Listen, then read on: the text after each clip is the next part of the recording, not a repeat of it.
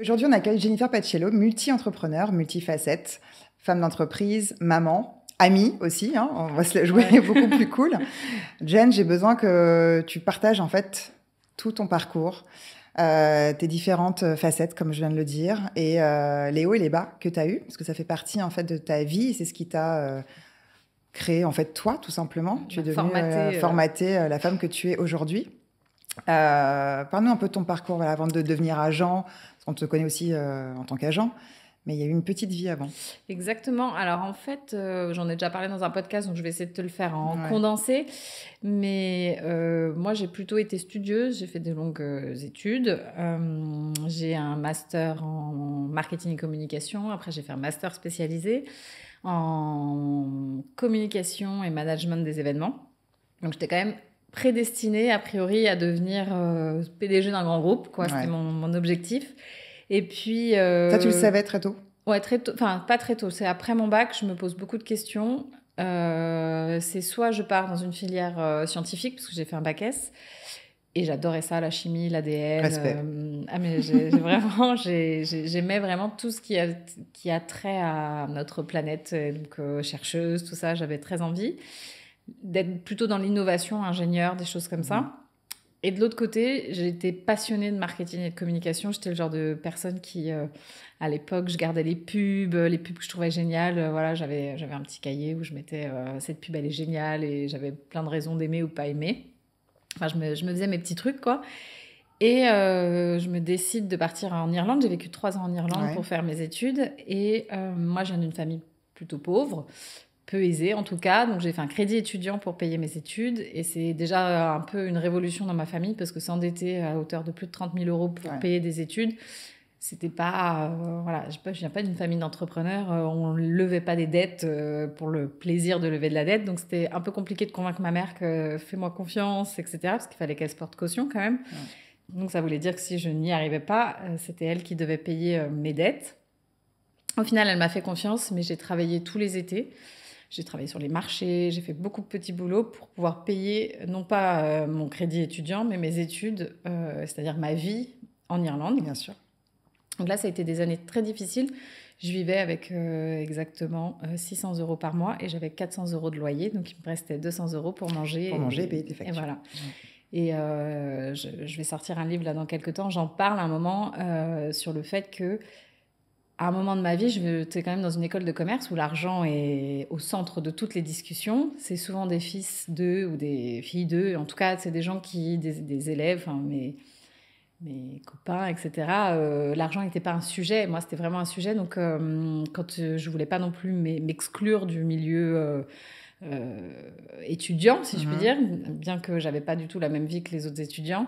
Et du coup, quand ils sortaient le soir ou qu'ils allaient dans un restaurant, eh bien, je disais oui, je viens. Mais en fait, quand j'arrivais sur place, je disais en fait, j'ai pas très faim, donc je commandais rien. Et en fait, je mangeais avant.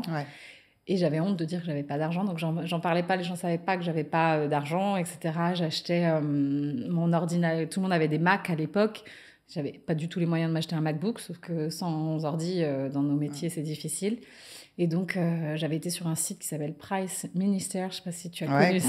Voilà, donc c'était un site de revente. Donc, j'avais acheté mon premier ordinateur là-bas avec l'argent de poche que j'avais eu à Noël et tout. Donc, c'était vraiment des années financières très difficiles. Très difficile.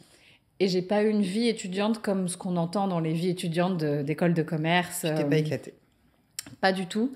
Et ce qui est très drôle, c'est que c'est pas dans une école où l'argent est vraiment au centre de toutes les discussions, où on m'a appris à faire de l'argent.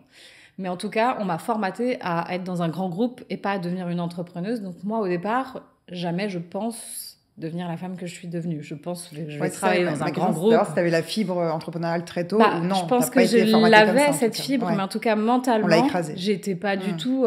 pour moi, c'était la sécurité. Mon CDI, dans un grand groupe, tu montes les échelles, tu fais tes preuves. Voilà, c'était comme ça que je concevais ma vie. Et en fait, je vais faire un premier stage dans l'hôtellerie de luxe. Et là, je découvre le milieu de la com dans l'hôtellerie de luxe qui était à l'époque l'hôtel de Crillon. Et là, je me découvre. Je découvre que je suis indouée pour ça, que j'adore ça. Je peux travailler sans compter. Et à l'hôtel de Crillon, je vais me faire un réseau de malades. Je vais apprendre aux côtés d'une femme qui s'appelle Élodie Piège, qui est donc la femme de Jean-François Piège, qui est un très grand chef étoilé. Et vraiment, je vibre de l'intérieur. Donc, tu es payé 400 balles, hein, tu es stagiaire à l'époque. Donc, tu vibres pour ton travail et pas du tout pour le salaire. Et je comprends que j'ai trouvé ma voie, que j'ai fait des études. Je pensais plus être dans le marketing au début, développement produit, donc ce qui était un peu une continuité de. J'ai pas fait ingénieur, j'ai pas été chercheur, mais bon, dans le marketing, chef de produit, voilà. Et au final, je me découvre une passion pour la com et le management. À l'époque, on manageait aussi beaucoup les talents qui étaient donc dans les hôtels. Donc, c'était les chefs, c'était le chef concierge, voilà, parce qu'on leur écrivait leur communiqué de presse. Donc, on avait un rôle d'attaché de presse, on avait un rôle d'agent, parce qu'à l'époque, les chefs, c'est des stars. Donc, on a les marques qui les contactent, etc., avant même l'arrivée d'Instagram tel qu'on le connaît aujourd'hui. Donc, je me fais un énorme réseau. J'ai travaillé avec De Marchelier, c'est un très grand photographe de mode. Je vais travailler avec les équipes de Woody Allen, parce qu'il travaillait sur un film et il cherchait des comment on appelle ça, des chambres, en tout cas pour une séquence de son film. Donc j'ai fait vraiment des choses incroyables. Il y avait différentes casquettes au sein d'un même endroit et t'as adoré toucher à tout. Ah ouais, vraiment. Et puis on sortait du crayon, on allait tous boire des verres avec le chef. Et puis dans un hôtel, si tu veux, entre guillemets, toute la classe sociale, bien que tu sois dans l'hôtellerie de luxe, on se mélangeait. Le chef, il allait boire avec la stagiaire.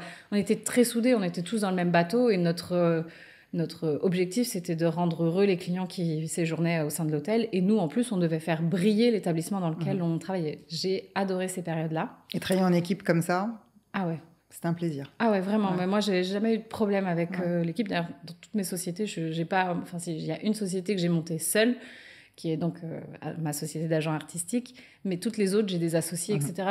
J'aime être entourée par rapport à ça. J'aime être entourée. Et puis, oui, je suis pas une solitaire. Je suis plutôt une louve, la famille. Et donc, je fais 1 an à l'hôtel de Crillon. Ensuite, je décide de me faire un master spécialisé du coup en communication et management des événements, parce que je m'étais plutôt spécialisée en marketing avant. Et de là, je pars dans une boîte qui s'appelle Siemens, donc rien à voir de l'industrie. Et là, je travaille aux relations publiques. Et donc là, je découvre... Alors, ces boîtes-là, tu parles aux boîtes, au chef du CAC 40, tu parles à l'État, parce qu'il y a une partie, tu vois, ils construisent des métros. Enfin, on n'est plus du tout... c'est un autre registre. Je vais beaucoup moins m'amuser dans l'univers, on va dire, dans le milieu. Ouais. En revanche, vu que je travaille aux relations publiques, je vais travailler sur des événements. On a privatisé l'Opéra Garnier, j'ai privatisé le Grand Palais, j'ai fait des événements à des budgets... faramineux. Voilà, je pense que je suis sous condition de confidentialité, mais c'était incroyable.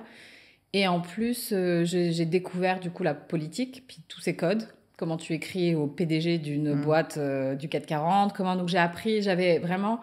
Je suis arrivée dans la vie active avec l'hôtellerie de luxe et tous les codes du luxe, et ensuite tous les codes sociaux en travaillant chez Siemens. Et au bout de, je pense, 6, 7, 8 mois peut-être, je ne sais plus combien de temps je suis restée là-bas, l'hôtellerie m'a manqué, mais profondément. Vraiment, c'était viscéral, rester derrière un bureau toute ma vie. Quand tu travailles dans l'hôtel, tu es tout le temps par Mons et par Vaux. C'était pas possible, ma vie derrière un bureau. Et il y a une offre pour travailler dans un hôtel, donc devenir responsable de la communication. Et donc, je postule, mais en me disant, jamais je l'ai, j'ai peu d'expérience. Je tente, voilà. Et je sais pas pourquoi, mais la vie a fait que ça marche. Et là, c'est un gros soulagement dans ma vie, parce que je sais que j'ai mon CDI et je sais que je vais pouvoir rembourser mon crédit étudiant. Et c'est un poids que j'avais quand même sur les épaules à ce moment-là, en me disant, j'ai des études, c'est ma dernière année, je peux plus... ça y est, j'ai fait 2 énormes stages, je vais pas passer ma vie stagiaire, et puis c'est pas les 400 balles par mois qui vont me permettre de rembourser mon crédit. Et donc, je me lance dans la vie active, dans l'hôtellerie de luxe, dans laquelle je vais travailler 5 ans. Et au bout de 3 ans à peu près, je monte ma boîte d'agent artistique, qui va fonctionner très bien dès la première année. Je vais faire des bénéfices très vite. Et donc, ensuite, je vais lancer une marque de prêt-à-porter. Enfin, je vais cofonder avec un des talents avec qui je travaillais, une marque de prêt-à-porter. Ensuite, je vais donc cofonder avec toujours ce même talent, une marque dans le haircare, qui va vraiment cartonner pour le coup. Et donc là, je vais commencer à me dire... À chaque fois, c'est toi qui as les idées? La marque de monter, en fait Alors, au départ, je pense que c'est... le talent dont je parle, c'est Caroline Receveur. Elle est beaucoup plus... elle avait plus la fibre que moi de l'entrepreneuriat, dans le sens où... moi, je l'avais parce que j'avais monté mon entreprise d'agent artistique, mais en tout cas, par exemple, pour la première boîte qu'on a lancée, REC, j'adorais la mode, mais de là à me lancer dans l'aventure, tu vois, de la confection, etc., c'était pas trop mon truc, mais le business model qui nous était proposé, parce qu'on s'est adossé à des gens dont c'était le métier, et en vrai, nous, on avait que... moi, j'avais mon mot à dire pour gérer quand même la partie financière, contrat, tout ce qui était un peu... voilà, back-office. Et j'assistais, alors d'ailleurs on voit vraiment une grosse différence dans REC. Il y a eu un moment où c'était très girl boss, les collections, etc. Là j'étais très impliquée encore avec Caroline dans les collections. Et après, quand on a lancé notre deuxième boîte, donc qui était Osée, donc dans le haircare, j'avais plus autant de temps à consacrer à REC. Donc là je me suis vraiment consacrée énormément à Osée, aux équipes, avec mes associés, parce qu'on était 4 sur Osée également. Et c'est REC, j'ai pas vraiment aimé l'entrepreneuriat parce que je n'ai pas vraiment... Je faisais de l'artistique, je vérifiais les contrats, etc. Mais les équipes n'étaient pas vraiment les nôtres puisque c'était pas nos modélistes, c'était pas... Mais ça m'a donné le goût, par contre, à la création. Osée, par contre, moi, pour les gens qui me connaissent depuis que je suis petite, les cheveux, c'est ma vie. Voilà, ma mère est métisse, donc ça a vraiment été un sujet dans ma vie, les cheveux. Donc, ma mère a les cheveux très frisés. Moi, j'ai les cheveux plus ou moins frisés. Donc, plus impliquée. Là, Osée, c'est vraiment... et à la base, c'est moi qui pousse Caro à aller dans le haircare parce qu'elle était connue pour ça. Donc, ça fitait dans le business model. On a une égérie au top. Elle est connue pour ses cheveux. Enfin, c'était le match parfait. Et moi, je rêvais d'avoir une marque de haircare, donc c'était parfait. Et au début, Caro, elle était un peu sceptique parce qu'elle avait une autre idée d'un autre business qui était d'ailleurs une très bonne idée, dans lequel on avait développé une grosse partie voilà, de notre projet. Initialement, Osée n'était pas une marque de haircare. Et puis, au fil des discussions, un jour, elle a le déclic et elle se dit, si en fait, on va se lancer dans la marque de haircare et on va lancer le fer qui nous a lancé. Et ça, c'est son idée à elle. Moi, j'avais envie d'une marque de haircare parce que plein de choses me poussaient à aller à ça. Mais le produit, donc le Wavy, le Waver, donc voilà notre premier outil. Ça, c'était son idée à elle, et parce qu'elle avait posté une photo sur Insta où elle avait ce Wavy et qui avait cartonné. Et donc, ça a fait sens pour elle de lancer ce produit. Et donc après, on a lancé la boîte. Ça a vraiment cartonné en plein Covid. On lance quand même en juillet 2020. Donc voilà. Quand on présente le projet haircare à nos 2 associés qui étaient partis sur un autre projet qui n'était pas du haircare, ils sont un peu sceptiques au début. En plus, eux, c'était vraiment marketing recherche, on vérifie et tout. Et Caro et moi, on est beaucoup plus instinctifs, tu vois. Ouais. Et en fait, eux, au début, ils nous disaient c'est un marché bouché, le haircare, puis on va aller s'attaquer à du Kérastase, à du L'Oréal, c'est compliqué. Et bon, on est un peu des fous folles, nous, donc on est quand même allés à fond dedans. Et ça a vraiment fonctionné. Et là, par contre, je me suis éclatée. Je me suis vraiment éclatée avec les équipes, je me suis éclatée avec les produits, je me suis éclatée avec les fournisseurs. On a eu plein de galères, attention, parce que qui dit Covid dit beaucoup de difficultés. Et surtout, on a été victime de notre succès. C'est-à-dire qu'on ne pouvait plus faire venir certains de nos produits. Tout ce qui est tech, on avait du mal à le faire en France, donc on le faisait en Asie. Et en Asie, pour rapatrier à moindre coût et pas du coup avoir des produits qui coûtent trop cher pour nos consommateurs, on faisait venir, on avait initialement, pour nous, tout devait venir par bateau, mais qui dit bateau, 6 semaines, et puis avec le Covid, tout était beaucoup plus compliqué. Donc après, on a dû affréter des avions. Là, c'est pas le même prix. Mais en fait, on était victime de notre succès. On pouvait pas passer 6 mois sans produits en ligne, alors qu'on venait de lancer. Donc, on a dû faire venir des... Donc, on a eu, d'un point de vue entrepreneurial, Osée... j'ai vécu des hauts très hauts et des bas très bas, parce qu'à un moment, il a fallu vendre la société. J'ai longtemps voulu la racheter, mais j'avais d'autres projets à côté d'Osée, en dehors des associés que j'avais. Et ces autres projets étaient encore plus alignés avec mes valeurs. Donc, c'était soit je reprenais Osée, mais à un moment, je ne suis pas non plus Wonder Woman. C'était sûr que si je reprenais Osée toute seule, sans associé, je n'avais plus le temps de me consacrer à ces autres projets qui me tenaient vraiment très à cœur. Ou soit j'acceptais de lâcher lâché dans l'opérationnel, parce que je suis toujours actionnaire de Osée, mais dans l'opérationnel, je ne fais plus rien. Je suis une actionnaire minoritaire, ultra minoritaire, donc je suis dormante.